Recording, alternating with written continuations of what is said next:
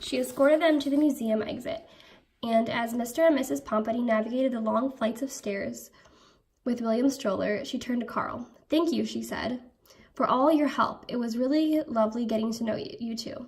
"Won't we see you again?" James asked, looking crushed. Marvin felt a similar wave of disappointment. He hadn't even considered that they had been saying goodbye to Christina. "Oh, of course," Christina said. "Anytime you like. I hope you'll keep in touch." She rested her hand on Carl's arm. He looked up at her, and Marvin saw his face turn the same shade of pink as James's did when he was embarrassed about something. "Maybe we could get a cup of coffee sometime," he asked hesitantly. Christina smiled. "Absolutely. I'd like that." "Good. I'll call you," Carl said over his shoulder, ushering James down the steps after the Pompadys. When they reached the sidewalk, he bent and kissed the top of James's head. "Love you, buddy." "Yeah, Dad," James said. "You too. We'll do something on Wednesday, okay?" Mrs. Pompany interrupted. "We'll see, Carl. James may need that time to work on a few new pieces." James squirmed, while Carl looked at him sympathetically. "Okay, we'll talk later," he said. He ruffled James's hair, then headed off down the sidewalk. At the curb, Mr. Pompany hailed a cab. William began to howl. He arched his back in protest, kicking the footrest of the stroller. "Oh, sweetheart," Mrs. Pompany crooned. Yes, you're hungry. We're going now." She unstrapped him from the seat and thrust him into Mrs. Pompany's arms, calling James. James, put the stroller in the trunk, will you?"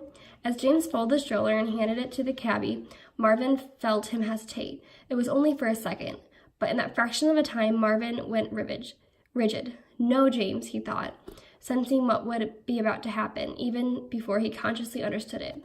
He saw James' right hand reach down towards the open trunk at the exact same moment that the cabbie slammed the trunk closed.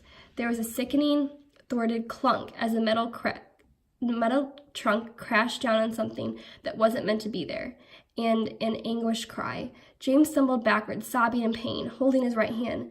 No, Marvin thought, the word pounding in his head as he gripped James's other wrist. "James!" Mrs. Pompany screamed. Masterpiece. It was on a sunny winter afternoon several days later that Marvin crawled out of the family home and found a little scrap of paper behind the wastebasket with a shaky black X on it. His heart leapt. He hadn't seen James since his injury. There had been such a commotion that day. A frantic cab ride to the hospital, James bravely trying to hold back tears, and the Pompadys loudly blaming themselves for each other, asking him to put William's stroller in the trunk. What if his hand doesn't recover? What if he can't draw again? "I shall never forgive myself. Never," Mrs. Pompany had vowed. Then, at the hospital, Marvin had been forced to hold on for dear life as the jacket was tossed aside and James's hand was examined and x-rayed and wrapped in a cast. "Is the damage permanent?" Mrs. Pompany had demanded anxiously of every doctor who passed through the room. "It's a bad break," one doctor said, "but with physical therapy, he should be fine." No, you don't understand," Mrs. Pompany persisted. "My son is an artist, a very talented one. He does these wonderful little miniature drawings." The doctor cut her off. "We'll have to wait and see how it heals." Back home again, Marvin endlessly replayed the scene on the street in his head. Had James done it on purpose? There was no way to know. But when he told Mama and Papa his suspicions, they were appalled. "Of course, he didn't deliberately break his own hand," Mama cried. "James would never do such a thing. Besides, who knows how that injury will affect the use of his hand," Papa added. "Forget the drawings. What if James can't throw a baseball again or write his name properly? He's too smart of a boy to take that kind of risk." Marvin hoped his parents were right, but he was not sure. He knew how desperate James had been to stop faking a talent he didn't have. Marvin had visited James's bedroom often over the past few days, but he had somehow always managed to miss him. He even lingered under the kitchen table during the Pompadys' dinner just to listen to James describe the reaction of the kids at school to his broken hand and to the tale of the stolen drawings. Apparently, they crowded around him, full of questions and compliments. They'd squabbled over a chance to sign his cast. They wanted to sit with him at lunchtime. Marvin hoped the whole thing would make James a celebrity for a while. It would be good for James to have more human friends. But not only human friends, Marvin thought, feeling lonesome for him. They hadn't seen each other in days and days after spending so much time together. It wasn't even the amount of time, it was the intensity of it. So much had happened to the two of them. Marvin felt changed by it, and he knew James was the only one who could really understand that. "What's the matter, darling?" his mother asked him one evening. "I miss James," Marvin said. "Do you think he's forgotten about me?" "Oh, no, darling, of course not. I know he hasn't. Come with me, I have something to show you." Taking him gently by the leg, Mama led him through the living room to a narrow hallway that connected their home with the home of Albert, Edith, and Elaine. Marvin could see a new opening in the wall of the corridor. "What's that?" he asked. "Look inside," Mama said, smiling. Marvin caught his breath. Through the doorway was a new room, freshly hollowed out. A white plaster dust sifted lightly on the floor. In the center was a small bottle cap filled with ink, covered with a tiny sheet of plastic wrap.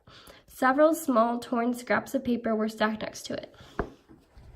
"Mama, what is this place?" Marvin cried. His mother beamed at him. "A studio, darling, a real artist studio just for you. Your father and Uncle Albert have been working on it all day." And where do you suppose the ink and paper came from? Marvin knew. He left them in the cupboard yesterday. Even covered the ink with plastic wrap so it would last longer. "Isn't he a clever boy?" Mama hugged him. "This way you can draw whenever you like and whatever you like, Marvin." Marvin's heart felt big enough to burst his shell. The next day, Marvin was thrilled to spy the piece of paper with an X on it in the corner of the cupboard. He scurried over to James's bedroom at a little before 4 o'clock. James was lying in his bed, reading with his cast propped awkwardly at an angle. As Marvin crossed the tedious expanse of rug, he noticed with satisfaction that James kept sneaking glances at the top of his desk. Of course James hadn't forgot about him. "He's been watching for me," Marvin thought. "Oh," he heard James cry, "there you are, little guy. Let me give you a ride." He leapt off the bed and plunked his cast in front of Marvin, grinning. "What do you think?" he demanded. "It's pretty great, huh?" The white cast was obscured by colorful magic marker signatures and doodles. "I got everyone in my class to sign it."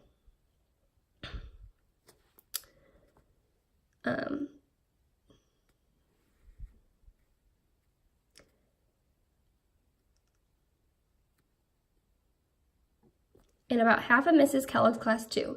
They love this thing. Marvin clambered onto the cast, and James lifted him up. "Did you get the ink and the paper? I checked, and it was gone, so I guess you did. That way you can keep drawing. And when you need more ink, just leave the cap out in the cupboard and I'll refill it, okay?" Marvin smiled up at him. James carried him across the room. "I wanted you to come because I have something to show you," he announced, barely able to hide his excitement. He walked towards the bedroom wall and stopped a few feet away, holding his cast aloft. "Look!" There in front of them was Marvin's drawing of the street, beautifully matted and framed. It was hung next to the window, a tiny replica of the outdoor scene with the street lamp and tree and rooftop. Marvin stared at it. This was the drawing, he thought, James had sold to the Mortons for $4,000. How could it be here in his room, hanging on the wall like a real picture? Like something that could be in a museum. "Doesn't it look great?" James continued happily. "Christina framed it for me. And guess what? She's going to frame your fortitude too and give it to me."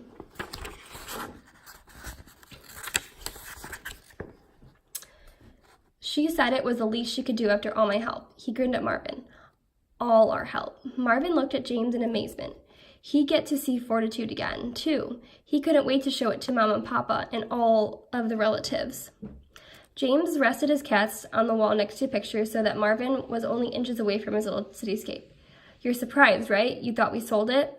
And we were supposed to. But after what happened to my hand, my mom couldn't do it. She's all worried I'll never be able to make another one. And," he smiled, "I won't." James flexed his fingers and studied the cast. "Wow, did that hurt? But it worked out okay in the end. You and me, we couldn't keep making those little drawings, you know. I wish there had been a way to tell everybody the truth, but it was too hard, and I was afraid what they might do to you, you know?" Marvin looked up at James, filled with a wide tide of something he never felt before. It was more than happiness, more than affection or gratitude. It was something deeper. It was a sense of being seen and loved exactly for who he was. Not only the way his parents loved him, which was steady and certain as the street lamp shining outside James's window each night. This was different, the feeling of being chosen. Out of everybody in the world, Marvin realized this boy had picked him as the one he liked best of all. Anyway, James was saying, my mom decided we couldn't sell it because it might be the last great masterpiece and we have to hold on to it. She wanted to put it in the living room, of course, because that way more people would see it. He laughed. But it looks good here, don't you think? It was like having another window in the wall, a really tiny one. And you know what? If you had a little bedroom in the same spot next to mine, this is what you'd see from your window. Marvin smiled. It was true. It was James's window in the miniature. The perfect scale for a beetle. You'll never guess what I'm doing tonight, James said, carrying Marvin over to the desk and setting his cast gently on the wood. Marvin climbed down and looked at him expectantly. I'm having dinner with my dad. James paused, grinning.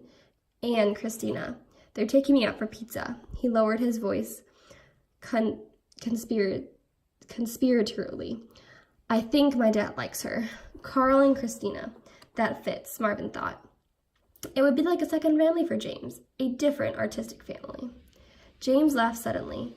You know something? You're my best friend. Isn't that funny? Marvin beamed at him. A great friendship is like a great work of art, he thought. It took time and attention, and a spark of something that was impossible to describe.